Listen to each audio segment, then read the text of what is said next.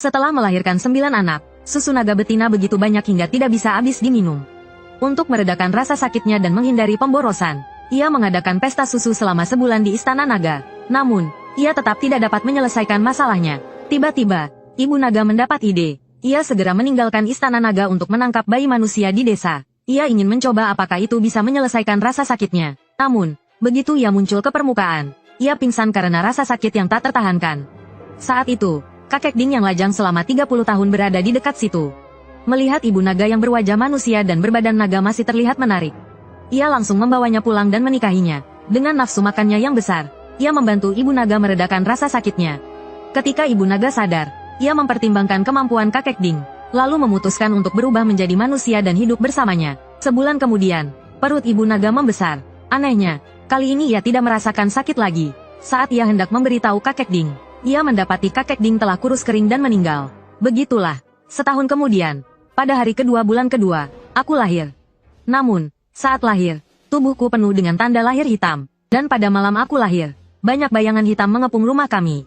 Dari kegelapan, terdengar suara, anak naga adalah tonik yang hebat. Memakannya akan membuat kita terlahir kembali. Serang, mendengar itu, ibuku marah besar. Siapapun yang berani menyentuh anakku, akan kubunuh seluruh keluarganya. Seketika, semua makhluk di luar lari tunggang langgang. Tak berani tinggal sedetik pun. Karena sisik nagaku menakutkan, anak-anak di desa memanggilku monster dan mengucilkanku. Tapi ibuku tidak jijik padaku. Setiap hari ia menggosok tubuhku dengan campuran abu dupa dan cinnabar. Setelah aku dewasa, aku sering bertanya pada ibuku, mengapa tubuhku bersisik naga? Apakah aku monster? Ibuku berkata aku adalah anak naga, terlahir luar biasa, seorang jenius dalam kultivasi. Pada usia 10 tahun, sisik nagaku menghilang. Ibuku mulai mengajariku kemampuannya. Sejak saat itu, ia meracik ramuan khusus untuk mencuci mataku dan membuka mata batinku.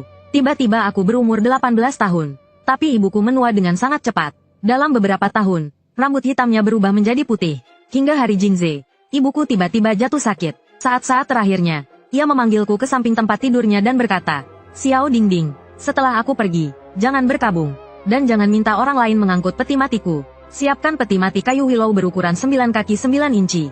Akan ada orang yang datang untuk mengurusku. Dan jangan kubur aku di tanah. Aku berasal dari air. Kembalikan aku ke air. Kubur aku di Sungai Kuning. Juga, ibu meninggalkan sesuatu untukmu di Yanjing. 3 tahun kemudian, pada hari Long Taitu, kau harus mengambil apa yang menjadi milikmu. Karena kau adalah anak naga, banyak makhluk di dunia ini ingin memakanmu. Tapi ibu sudah mengatur semuanya. Akan ada orang yang menjemputmu. Sebelum orang itu datang, jangan pergi dari sini." Lalu ia menggigit telapak tanganku, dan memberitahuku namanya Jiang Yuji. Setelah itu, ia meninggal. Aku menangis keras. Ibuku tiada. Sejak saat itu, aku tidak punya keluarga di dunia ini. Aku mempersiapkan pemakaman ibuku sesuai wasiatnya, memasukkannya ke dalam peti mati kayu willow berukuran 9 kaki 9 inci. Malam itu juga, ratusan hantu datang ke rumahku. Baru saat itulah aku tahu, ternyata yang menggotong peti mati ibuku adalah para hantu. Ratusan hantu itu membawa peti mati ibuku ke tepi Sungai Kuning. Tetapi saat peti mati itu ditenggelamkan ke Sungai Kuning, aku melihat 9 jiao raksasa mengapung di permukaan air. Mereka menggendong peti mati itu melawan arus. Dan dalam sekejap mata menghilang. Malam berikutnya setelah ibuku meninggal, seorang pria berambut pirang menerobos masuk ke rumahku. Dia bilang ingin meminjam 1 lenganku dan 1 pahaku, dan akan mengembalikannya 3 tahun kemudian. Aku langsung marah dan berkelahi dengannya. Akhirnya aku membunuhnya, dan pria itu berubah menjadi musang kuning. Tak lama kemudian, seseorang masuk dan bilang ingin meminjam kepalaku. Dan orang ini ternyata adalah landak jadi-jadian. Malam itu sangat tidak tenang. Terus-menerus ada makhluk yang menerobos masuk, dan tidak ada satupun yang normal. Untungnya, aku punya ilmu yang diajarkan ibuku untuk melindungi diri. Meskipun terluka, aku tidak sampai kehilangan nyawa. Keesokan harinya, saat matahari baru saja terbenam, seseorang mengetuk pintu dan memanggil namaku. Aku mengintip dari celah pintu, dan melihat seorang kurir berdiri di luar. Tapi aku tetap diam, karena aku tidak kunjung membuka pintu. Dia berkata, "Ding Lin, ya, ada paket untukmu. Aku letakkan di depan pintumu." Setelah itu, dia berbalik dan pergi. Setelah dia pergi, aku baru keluar.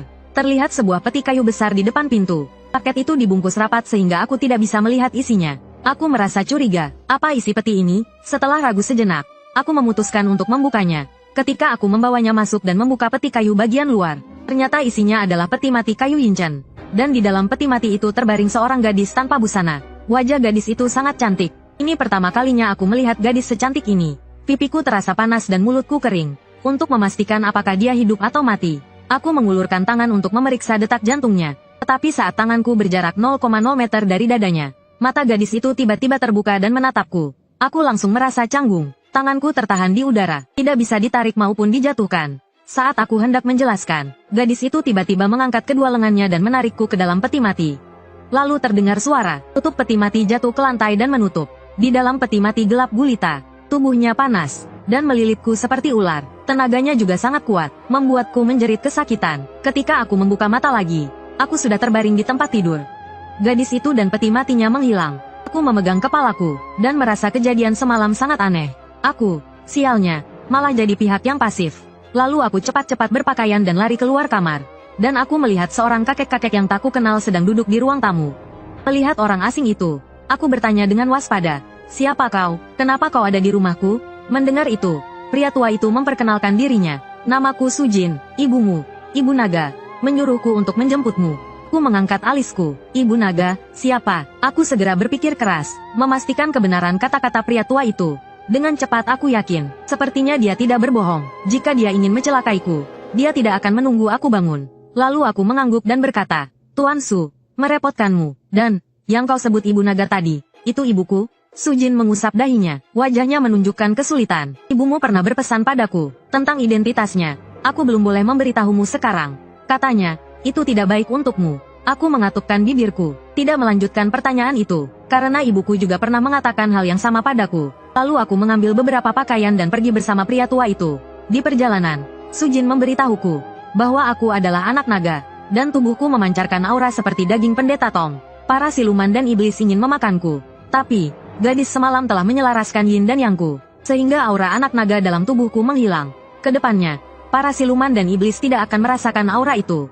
Dan aku tidak perlu khawatir terus-menerus diburu. Aku percaya kata-kata Sujin. Jadi, gadis itu datang untuk membantuku. Aku berhutang budi padanya. Tapi, tak lama setelah aku dan Sujin meninggalkan desa, sesosok menghalangi jalan kami. Lalu, suara dingin terdengar. "Orang tua, kau boleh pergi. Tinggalkan anak naga itu." Mendengar itu, Sujin tersenyum angkuh.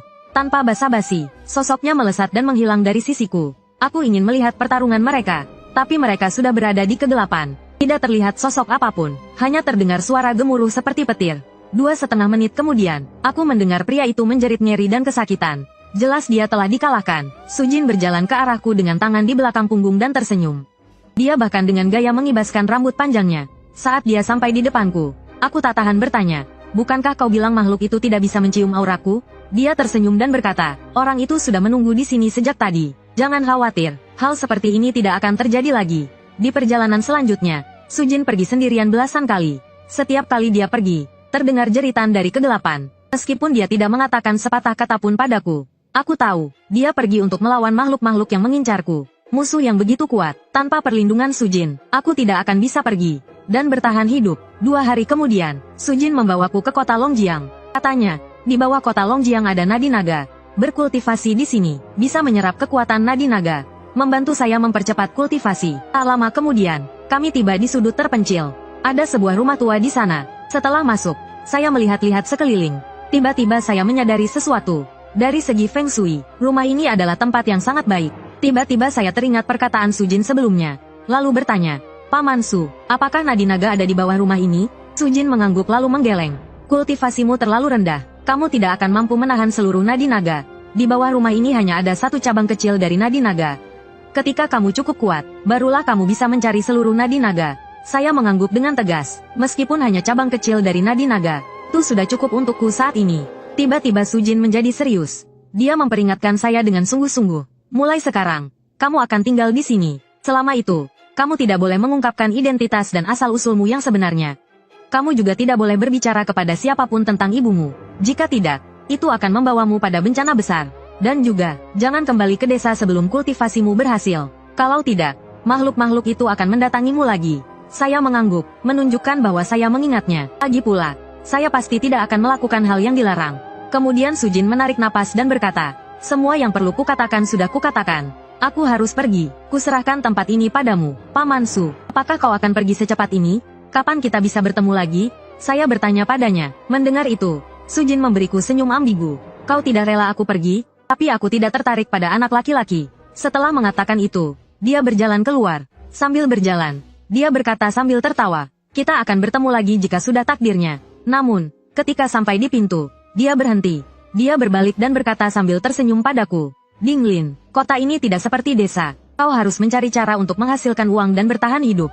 Jangan sampai kelaparan di sini. Mendengar itu, aku buru-buru memanggilnya untuk memberiku sedikit uang. Lagi pula, aku sekarang punya kurang dari 1000 yuan di sakuku. Bagaimana aku bisa hidup dengan uang sekecil ini? Tapi Sujin berpura-pura tidak mendengar perkataanku. Dia langsung menghilang. Saya mulai memikirkan cara menghasilkan uang. Karena aku adalah anak naga, aku hanya bisa melakukan pekerjaan yang berhubungan dengan hal-hal gaib. Tapi aku belum terkenal. Siapa yang akan mempekerjakanku? Kupikir aku akan menunggu beberapa hari untuk membiasakan diri. Lalu aku akan mulai mencari pekerjaan. Tanpa diduga, di hari ketiga, seseorang mengetuk pintu. Pada saat yang sama, terdengar suara wanita dari luar. Permisi, apakah Master Ding ada di rumah? Saya direkomendasikan oleh Tuan Su. Saya ada urusan dan ingin meminta bantuan Anda. Mendengar itu, aku tersenyum. Untungnya Pasu masih punya hati nurani. Kalau tidak, aku terpaksa buka lapak ramal di kolong jembatan. Tapi saat aku melihat wanita itu, aku tertegun. Wanita ini terkena kutukan Yin Taosa. Kutukan Yin Taosa yang begitu kuat. Dia pasti berpacaran dengan beberapa pria sekaligus. Aku mengangguk padanya, membuka pintu, dan berkata, saya Dinglin. Gadis itu mengulurkan tangannya dan berkata, halo, Master Ding, nama saya Yang Mengyun. Pasu yang menyuruh saya kemari. Aku menjabat tangannya. Sekilas ekspresi aneh melintas di mataku. Nona Yang, silakan masuk. Setelah masuk ke dalam, Yang Mengyun menatapku dari atas sampai bawah. Tatapannya dipenuhi hasrat dan gairah. Aura nafsu di tubuhnya semakin kuat. Tapi tatapan seperti itu tak mempanku. Aku berdeham. Nona Yang, ceritakan masalahmu. Mendengar itu, Yang Mengyun menundukkan kepalanya. Dia memainkan jari-jarinya. Pipinya tiba-tiba memerah dan berkata, begini, akhir-akhir ini aku selalu mimpi seperti itu. Disiksa dalam mimpi. Aku menderita sekaligus menikmatinya. Aku tetap tenang. Dalam hati, aku mencibir. Dengan kutukan Yin Taosa sekuat itu, wajar saja dia bermimpi seperti itu. Yang kau anggap mimpi, belum tentu mimpi. Dia lalu mengangkat kepalanya dan menatapku. Melanjutkan, mimpi seperti ini sudah berlangsung selama setengah bulan. Awalnya aku tidak merasa ada yang salah. Setelah sekitar 3 hari, aku tiba-tiba merasa lemas saat bangun tidur. Seluruh tubuhku tak bertenaga. Aku harus minum obat untuk menjaga staminaku. Lalu, gejalanya semakin parah. Aku merasa lelah setiap hari. Seperti mau mati saja. Aku mengerutkan kening. Asteris energi Yinmu sudah terkuras. Wajar saja lelah. Asteris masih hidup saja sudah untung. Asteris. Tentu saja aku tidak akan mengatakan apa yang kupikirkan. Aku melanjutkan bertanya, ada gejala lain? Yang Mengyun mengangguk. Tiba-tiba dia membuka kancing bajunya dan memperlihatkan perutnya. Sambil menangis dia berkata, Master, lihatlah. Aku menatap perut Yang Mengyun. Pupil mataku menyusut. Ada bisul di perut Yang Mengyun. Bisul itu sebesar kepalan tangan. Bisul itu hitam pekat dan bentuknya sangat aneh. Seperti mata yang berdiri tegap. Aku menatap bisul itu. Dengan mata spiritualku, aku melihat aura hitam keluar dari tempat itu. Melihat kondisi ini, aku semakin yakin dengan dugaanku. Dan aku sudah tahu akar masalahnya. Tiba-tiba Yang Mengyun menangis terseduh-seduh. Master, tolong selamatkan aku. Kalau begini terus, aku akan mati. Aku mengangguk dan berkata, masalahmu tidak rumit. Apakah aku bisa menyelamatkanmu tergantung pada kerjasamamu. Mendengar itu, Yang Mengyun sangat gembira. Kepalanya mengangguk-angguk seperti ayam mematuk beras. Aku pasti akan bekerja sama. Apapun yang kau minta, akan kulakukan. Aku merenung sejenak, lalu berkata, dengan kerjasama penuh darimu, aku bisa menangani masalahmu dengan biaya 10.000 yuan. Yang Mengyun tertegun. Master Ding, biayamu terlalu murah. Sebelumnya, aku menemui master lain dan biayanya 30.000. Aku langsung berkeringat dingin. Aku mematok harga terlalu rendah. Aku tidak boleh membuat kesalahan ini lagi. Yang Mengyun ingin mentransfer uang lewat ponsel, tapi kutolak. Ponselku yang jadul tidak punya fitur itu. Jadi, aku memintanya untuk membawa uang tunai nanti. Melihat ada uang, semangatku meningkat. Aku tersenyum dan berkata, bukalah celanamu dan biarkan aku melihatnya. Mendengar kata-kataku, wajah Yang Mengyun langsung memerah. Lalu, dia perlahan membuka celananya. Aku meliriknya dengan wajah serius dan berkata, berbaringlah di lantai, rentangkan kakimu. Wajahnya semakin memerah. Dengan malu-malu, dia melakukan apa yang kukatakan. Lalu, dia perlahan menutup matanya. Aku melihatnya dengan alis berkerut. Nona Yang, bagian itu sudah membusuk. Kau tidak akan bisa menjadi seorang ibu lagi. Yang Mengyun tiba-tiba membuka matanya dan berkata dengan cemas. Master Ding, aku masih muda dan belum pernah menjadi ibu. Bisakah kau membantuku agar aku tidak kehilangan kemampuan ini? Sambil berlinang air mata, dia mengerti bahwa yang akan kulakukan bukanlah seperti yang dia pikirkan. Dia merasa malu dan kesal. Dengan wajah datar, aku berkata padanya, ini semua salahmu sendiri. Sekarang, bahkan dewa pun tidak bisa menyelamatkanmu. Lihatlah sendiri. Setelah mengatakan itu, aku mengambil cermin Bagua dan membaca mantra. Lalu, kuarahkan ke Yang Mengyun. Dia mendongak dan melihat dengan sangat ketakutan. Pantas saja aku merasa tubuhku berbau aneh. Bagaimana bisa membusuk seperti ini? Sambil menggerus cinnabar, aku bertanya, ceritakan padaku, kau punya berapa pacar sekaligus? Yang Mengyun tersipu. Dia bergumam pelan. Lilima. Mendengar itu, aku terdiam. Setelah cinnabar selesai digerus, aku mendongak menatap Yang Mengyun. Ada janin hantu di dalam perutmu. Kurang dari sebulan, dia akan sepenuhnya matang. Kau beruntung bertemu denganku. Kalau tidak, tunggu saja sampai janin hantu itu matang dan memakanmu. Sambil berkata begitu, aku mengambil kuas jimat dan mencelupkannya ke dalam cinnabar. Lalu, aku meletakkan tangan kiriku di perut bagian bawah Yang Mengyun dan berkata dengan suara rendah. Sekarang aku akan menggugurkan janin hantu itu. Mungkin akan sedikit sakit. Kau harus menahannya. Tanpa menunggu jawabannya, kuas jimatku dengan cepat bergerak di perutnya. Aku segera menggambar jimat pembasmi hantu. Bersamaan dengan itu, aku membaca mantra pembasmi hantu dalam hati. Setelah mantra selesai, jimat itu memancarkan cahaya keemasan. Perut Yang Mengyun mulai membesar dengan cepat. Dia menjerit kesakitan dan menggeliat dengan liar. Melihat itu, aku mengarahkan jariku ke arah dahinya. Aku melantunkan mantra pembeku untuk menghentikannya. Cahaya keemasan dari jimat pembasmi hantu semakin terang. Perut Yang Mengyun juga membesar semakin cepat. Tiba-tiba, jeritan melengking terdengar dari perutnya. Penyihir sialan, berani-beraninya kau menggangguku. Kau mau kubunuh? Aku mendengus dingin. Mataku penuh dengan penghinaan. Janin hantu yang belum lahir berani mengancamku? Kau pikir aku terbuat dari tanah liat? Kira-kira setengah batang dupa kemudian, nanah berbau busuk mengalir dari bawah tubuh Yang Mengyun. Janin hantu itu telah dimusnahkan. Setelah mantra pembeku dihentikan, Yang Mengyun membuka matanya. Dia bertanya dengan lemah. Tuan, apakah aku sudah sembuh? Janin hantunya sudah kugugurkan. Pergilah ke rumah sakit untuk perawatan. Dengan dirawat beberapa waktu, kau akan sembuh. Saat melihat nanah berbau busuk yang mengalir dari tubuhnya, wajahnya memucat. Setelah berpakaian, dia menangis dan bertanya, Tuan, apa yang sebenarnya terjadi padaku? Bagaimana bisa ada janin hantu di perutku? Apa aku kemasukan hantu akhir-akhir ini? Melihatnya seperti itu, aku menggelengkan kepala. Menyesal di kemudian hari. Kenapa tidak dari awal? Kenapa tidak menjaga dirimu sendiri? Lalat tidak akan hinggap di telur yang tidak retak. Orang-orang seperti itu suka mencari wanita seperti ini untuk berlatih ilmu hitam. Lalu aku berbalik dan menatapnya. Sebenarnya, akar masalahnya sederhana. Masalahnya ada pada kelima pacarmu itu.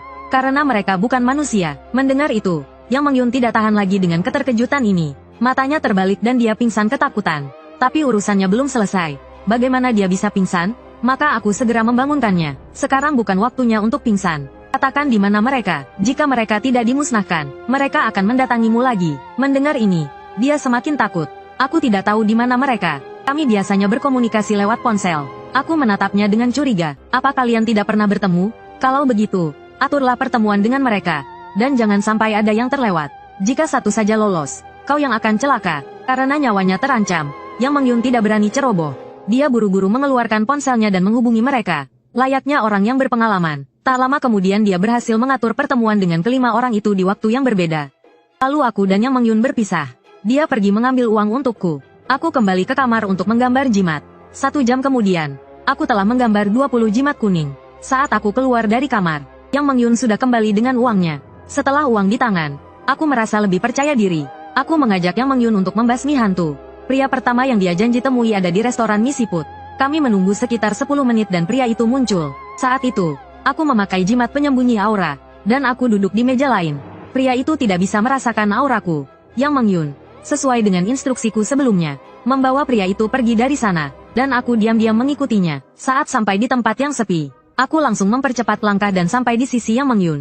Pria itu terkejut. Dia menatap Yang Mengyun dengan bingung. Yunyun, ada apa? Siapa dia? Siapa dia? Yang Mengyun tidak berani bicara. Dia langsung bersembunyi di belakangku dan tidak berani keluar. Lalu aku mengeluarkan daun willow dan membuka mata batin Yang Mengyun, agar dia bisa melihat pria itu sebenarnya apa. Dia mendongak untuk melihat pacarnya. Setelah linglung sejenak, dia menutupi matanya dan berteriak histeris. Pria lembut dan sopan yang dia lihat telah menghilang. Yang ada di hadapannya adalah mayat pria, yang membusuk dan berbau busuk. Mayat pria ini entah sudah berapa lama meninggal. Di antara daging busuknya, ada belatung putih yang menggeliat. Mungkin teringat masa lalunya dengan pria itu. Perutnya tiba-tiba mual. Dia berjongkok dan muntah-muntah. Melihat reaksi Yang Mengyun, aku mencebikkan bibir. Ini akibat dari perbuatannya sendiri. Di mata batinku, mayat pria ini tentu saja tidak bisa menyembunyikan wujud aslinya dariku. Mayat pria ini setelah meninggal, dendamnya tidak hilang. Dia masih memiliki sedikit kesadaran. Jadi, inilah wujudnya sekarang. Tapi kekuatannya sangat rendah. bahkan tidak bisa disebut Jiangxi. Bagiku, aku bisa menghabisinya dengan sekali tebas. Lalu aku melepas jimat penyembunyi aura. Mayat pria itu merasakan auraku, dan langsung kabur. Melihat itu, aku buru-buru mengeluarkan seutas tali merah dari saku dan melilitkannya di jariku. Lalu aku membentuk segel tiangang dan membaca mantra. Saat kata terakhir mantraku terucap, aku melemparkan tali merah di tanganku dengan kuat. Ujung tali merah lainnya terikat dengan koin 5 kaisar. Didorong oleh mantraku, koin 5 kaisar dan tali merah berubah menjadi cahaya pelangi yang dengan cepat mengejar mayat pria itu. Hampir seketika, tali merah itu melilit mayat pria itu. Aku menarik ujung tali merah dengan kuat. Mayat pria itu berteriak kesakitan sambil ditarik dan terlebang kembali ke arahku. Dan jatuh ke tanah di depanku. Aku mendengus dingin, dan mengambil jimat kayu, lalu menusukkannya. Jimat itu menembus dahi mayat pria itu. Mayat pria itu kemudian mengeluarkan jeritan memilukan, dan tubuhnya dengan cepat berubah menjadi nanah dan menghilang sepenuhnya. Aku melirik Yang Mengyun dan berjalan ke depan sambil berkata, "Jangan buang waktu, cepat ke tempat berikutnya. Malam ini kita harus menghabisi 4 mayat yang tersisa." Aksinya selanjutnya berjalan lancar. Sebelum fajar, kelima mayat itu telah kuhabisi. Saat berpisah, Yang Mengyun menangis dan bersujud untuk berterima kasih padaku. Dia bilang dia pasti akan berubah dan menjaga dirinya sendiri di masa depan. Sesampainya di rumah, aku mandi. Kukira masalahnya sudah selesai dan aku bisa tidur nyenyak. Tapi tak lama setelah tertidur, aku bermimpi. Dalam mimpi, ada anak kecil memanjat ke tempat tidurku. Dia menyeringai ke arahku, menyeramkan. Tepat saat dia mengulurkan tangan untuk mencabut jantungku, aku terbangun. Aku melompat dari tempat tidur, dan melihat sekeliling ruangan, tetapi tidak menemukan apapun. Tiba-tiba, aku merasakan sesuatu dan melihat ke dadaku. Wajahku langsung berubah pucat. Ada bekas telapak tangan hitam pekat di dadaku. Bekas telapak tangan itu kecil, jelas milik seorang anak kecil. Aku mengerutkan keningku, menatap bekas telapak tangan itu. Apa benar ada sesuatu yang memanjat ke tempat tidurku tadi? Jika aku tidak tiba-tiba terbangun, bukankah jantungku akan dicabutnya? Aku berpikir sejenak, lalu meletakkan tanganku di atas bekas telapak tangan itu. Aku membaca mantra pengusir setan dalam hati. Saat aku membaca mantra, cahaya keemasan dari telapak tanganku segera menyelimuti bekas telapak tangan hitam itu. Tak lama kemudian, energi hitam keluar dari sela-sela jariku. Ketika aku melepaskan tanganku, bekas telapak tangan itu telah menghilang. Setelah berpikir sejenak, aku mulai mengerti. Aku kira-kira tahu dari mana asal hantu kecil itu. Kemarin, saat membantu Yang Mengyun, ada sesuatu yang kulewatkan. Janin hantu di perutnya mungkin tidak sesederhana itu. Janin hantu itu mungkin bukan dari salah satu pacarnya. Mungkin seseorang sengaja memasukkannya ke dalam perutnya. Karena aku telah mengusir janin hantu itu. Hantu kecil tadi datang untuk membalasku. Tujuannya adalah untuk membalas dendam padaku. Aku mendengus dingin. Niat membunuh melintas di mataku. Hantu kecil tadi pasti dipelihara dengan metode rahasia khusus. Kalau tidak, mustahil baginya untuk menghindari pendeteksianku. Lalu aku menelepon Yang Mengyun. Setelah tahu dia di rumah sakit, aku memintanya untuk menunggu dan tidak pergi kemana-mana sampai aku tiba. Ketika aku sampai di rumah sakit, Yang Mengyun baru saja turun dari meja operasi. Wajahnya pucat pasi. Dia tampak sekarat, seperti orang yang berbeda. Melihatku, dia menangis dan bertanya, "Apakah masih ada masalah?" Dengan wajah serius, aku berkata, "Masalahmu belum selesai. Yang menyakitimu bukan hanya arwah-arwah itu. Tapi kau tidak perlu terlalu khawatir. Karena aku sudah dibayar, aku pasti akan menyelesaikan masalahmu." Mendengar itu, Yang Mengyun menghela nafas lega. "Tuan, katakan padaku, apa yang harus kulakukan selanjutnya untuk membantumu?" Aku berpikir sejenak, lalu memintanya untuk memikirkan, apakah dia punya musuh bebuyutan. Dia berpikir sejenak, lalu berbisik, mengatakan bahwa 6 bulan lalu dia berselisih dengan mantan rekan kerjanya bernama Zuoling. Alasannya, saat itu Zuoling akan menikah dengan tunangannya, tetapi Yang Mengyun merebutnya. Akibatnya, mereka berdua putus. Kemudian, Yang Mengyun juga meninggalkan pria itu. Setelah mendengar itu, aku terdiam. Ini dendam yang mendalam. Maka, aku memintanya memberiku alamat Zuoling. Saat pergi, aku memberinya jimat pelindung. Dengan jimat ini, hantu kecil itu tidak akan berani mengganggunya lagi. Sedangkan aku sendiri akan menemui Zuoling, untuk melihat apakah dia pelakunya. Aku tidak peduli dia membalas dendam pada Yang Mengyun. Tetapi jika dia macam-macam denganku, jangan salahkan aku jika aku tidak sopan. Aku segera menemukan alamat, toko kosmetik tempat Zuoling bekerja. Tapi dia menyuruh hantu kecil itu untuk membunuhku. Dia pasti mengenalku, jadi aku tidak menampakkan diri. Aku bersembunyi di kegelapan dan menggunakan mata langit untuk mengamatinya. Saat itulah aku menemukan sesuatu yang aneh. Ada aura hantu yang keluar dari kepalanya. Auranya sama dengan hantu kecil yang datang ke rumahku. Sama juga dengan aura janin hantu Yang Mengyun. Jadi, kedua hantu kecil itu adalah ulah Zuoling. Aku menunggu sampai malam tiba. Baru Zuoling keluar dari toko. Dia tampak terburu-buru, langkahnya cepat. Ketika aku mengikutinya ke tempat yang sepi, aku mempercepat langkahku dan menghalangi jalannya. "Zuoling, Kenapa kau mengirim hantu kecil untuk membunuhku? Aku hanya melakukan tugasku sebagai seorang penyihir. Zuoling tampak panik saat pertama kali melihatku. Tapi tak lama kemudian dia menatapku dengan penuh kebencian dan berteriak. Yang Mengyun pantas mati. Kenapa kau membantunya? Apa kau sudah tidak punya hati nurani? Penyihir sialan. Aku menurunkan kelopak mataku dan berkata dengan tenang. Aku hanya menangani urusan dunia gaib. Aku tidak ikut campur dalam urusan pribadi kalian. Yang Mengyun telah menemukanku dan membayar jasaku. Tentu saja aku membantunya. Mendengar itu, aura hantu di tubuhnya semakin kuat. Kalau kau ingin mati, kan ku bantu. Dia berkata sambil menarik sebuah token dari tasnya. Melihat token di tangan Zuoling, wajahku berubah dan aku berteriak dalam hati. Itu token hantu tulang putih. Token hantu tulang putih adalah benda sihir yang sangat jahat. Digunakan untuk menangkap dan memelihara hantu. Cara pembuatannya sangat kejam dan mengerikan. Terbuat dari tulang bayi yang baru berusia 1 tahun. Dan harus diletakkan di altar. Dimandikan dengan darah dan jiwa. Selama 49 hari agar terbentuk. Saat ritual berlangsung, semakin banyak jiwa yang digunakan, semakin besar kekuatan token hantu tulang putih. Dan semakin kuat hantu jahat yang dipelihara. Zuoling memiliki token hantu tulang putih. Ini membuatku terkejut. Lagi pula, dengan kekuatan Zuoling, dia tidak mungkin memiliki benda jahat seperti itu. Aku langsung menyadari satu hal. Ada seorang ahli sihir jahat yang kuat di balik Zuoling. Dan benda itu pasti diberikan olehnya. Saat ini, Zuoling memegang token hantu tulang putih. Dengan ekspresi ganas di wajahnya. Lalu dia membaca mantra dan mengayunkan token hantu tulang putih. Tiba-tiba, aura hantu hitam pekat keluar dari token hantu tulang putih. Di dalam aura itu, ada hantu laki-laki yang tampak ganas. Hantu laki-laki itu mengaum ke arahku, dan berubah menjadi seberkas cahaya, menerjangku dengan cepat. Dia membuka mulutnya, hendak menggigit leherku. Melihat itu, aku segera memegang cermin Bagua, lalu aku mengarahkannya ke hantu jahat itu dan seberkas cahaya keemasan langsung mengenainya. Hantu jahat itu menjerit kesakitan, tubuhnya berasap putih. Separuh tubuhnya langsung hancur. Lalu aku mengarahkan cermin Bagua lagi padanya, dan menghancurkan sisa tubuhnya. Wajah Zuoling berubah drastis. Hanya ada satu hantu jahat di kartu hantu putihnya. Sekarang setelah kukalahkan, mana dia berani melawanku lagi? Tapi saat aku hendak menangkap Zuoling, tiba-tiba sesosok terbang cepat ke arahku. Sambil berteriak, pergi kau, jangan sakiti ibuku. Aku menatap sosok yang menerjangku dengan mata menyipit.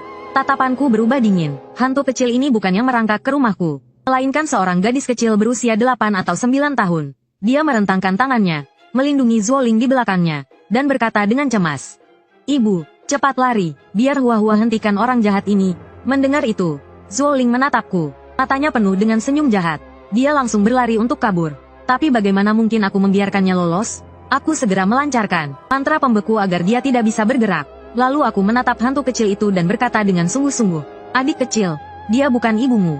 Dia mengendalikanmu dengan ilmu hitam, membuatmu melakukan hal-hal jahat untuknya, sehingga kau tak bisa bereinkarnasi. Tapi Hua-Hua menutup telinganya dan berteriak keras, dan matanya mulai memerah. Kaulah orang jahat yang ingin menyakiti ibuku. Aku akan melawanmu. Dia pun menerjangku. Melihat itu, aku menggelengkan kepala. Sepertinya hantu kecil ini benar-benar tertipu. Berbicara dengannya percuma saja. Aku pun tak ragu lagi. Aku mengayunkan tanganku, mengeluarkan tali merah, dan langsung mengikatnya dengan erat. Hua-Hua jatuh ke tanah, meronta-ronta sambil menjerit. Jeritannya yang melengking terdengar menyeramkan di tengah malam. Setelah beberapa saat, aku melihat ke arah tertentu. Ada anak kecil lain berlari ke arah kami. Sama seperti Hua-Hua, dia juga hantu kecil, tapi dia tertarik oleh jeritan Hua-Hua. Saat melihat hantu kecil itu, aku mendengus dingin, karena aura hantu kecil ini adalah yang datang ke rumahku untuk mencabut jantungku. Meskipun dia lebih kecil dari Hua-Hua, aura hantunya jauh lebih kuat. Bahkan ada lapisan cahaya darah pekat di sekujur tubuhnya. Cahaya darah itu berasal dari orang-orang yang telah dia sakiti. Setiap kali dia menyakiti seseorang, akan ada cahaya darah yang menempel padanya. Pantas saja dia bisa berkeliaran di siang hari, dan bisa menghindari pendeteksianku. Ternyata dia memang luar biasa. Sebaliknya, Hua-Hua tidak memiliki cahaya darah sama sekali. Artinya dia belum pernah membunuh orang. Hantu kecil itu meraung ke arahku. Dia menggeram, penyihir sialan, aku akan memakanmu hidup-hidup. Hantu kecil itu menyeringai ke arahku, lalu berjalan perlahan ke arahku dengan tubuh berlumuran darah. Melihat hantu kecil itu, mataku penuh dengan niat membunuh. Makhluk ini tidak boleh tetap hidup di dunia. Dia bahkan tak layak untuk bereinkarnasi. Saat dia berjarak 1 zang dariku, dia menjerit dan terbang ke udara, lalu menerjangku dengan cakar tajamnya. Dia seperti kucing liar, ganas dan buas. Saat dia sampai di depanku, aku dengan cepat menempelkan jimat pengusir hantu di dahinya. Hantu kecil itu langsung menjerit kesakitan dan jatuh ke tanah. Ia menatapku dengan tatapan penuh kebencian dan mengancam. Penyihir sialan, berani-beraninya kau membunuhku. Tuanku pasti tidak akan melepaskanmu. Seluruh keluargamu akan dibunuh oleh tuanku. Aku menatap hantu kecil itu dengan senyum dingin. Aku seorang pembudidaya Tao. Kalau aku takut dengan ancaman hantu kecil sepertimu, untuk apa aku berlatih Tao? Aku segera membentuk segel tangan, membaca mantra pembasmi hantu dalam hati, mengumpulkan kekuatan gaib untuk membasmi hantu. Saat mantra pembasmi hantu selesai kuucapkan, jimat pengusir hantu itu terbakar. Api jimat emas langsung membakar hantu kecil itu. Setelah hantu kecil itu menjerit melengking, tubuhnya meledak dan berubah menjadi abu.